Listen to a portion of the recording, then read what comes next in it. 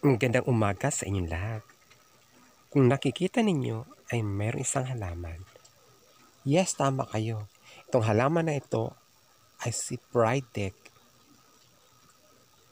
at tatawag din siyang Green Velvet sapagkat napakaganda ng kanyang mga dahon. At kung inyo nakikita, ito ay old leaf na at nalanta na rin. At kita nyo naman ang kanyang dahon ngayon ay talaga namang napaganda at meron siyang kaunting mga kanto-kanto sa gilid. Ang ating Pride Deck. At may pointed siya sa dulo. At ang kanya mga margin sa gilid ay talaga namang napakaganda at birding-birdy. At ang line niya sa gitna ay kulay white o kaya puti.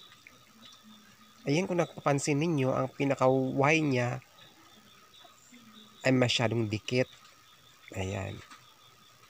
At talaga namang kita mo ang kanyang mga white line sa gilid, di ba? O, ganda pagmasdan, talagang matingkad ang pagka-white line. At ang kanyang new tops, ayan, mint green. At talaga namang medyo hindi siya masyado maganda dahil parang kulang sa tubig. At ang likuran ng ating Pride Deck ay normal lang. At wala siyang mga variegated. At wala siyang mga kulay-kulay. Kaya hindi siya mga rebirthed. Talagang normal lang.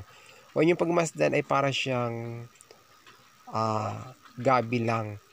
Pero ito, ang pangalan niya totoo ay Pride Deck Alocasia. Isang uri ito ng badyang na matatagpuan din sa bansang Pilipinas o sa ibang karatig na mga bansa. At talagang na-adapt lamang ito ng ating mga kababayan. Din ng mga pandemic ay nagkaroon ng kanya-kanyang mga halaman at nagtitanim. At tingnan nyo, kanyang tangkay ay kulay berde.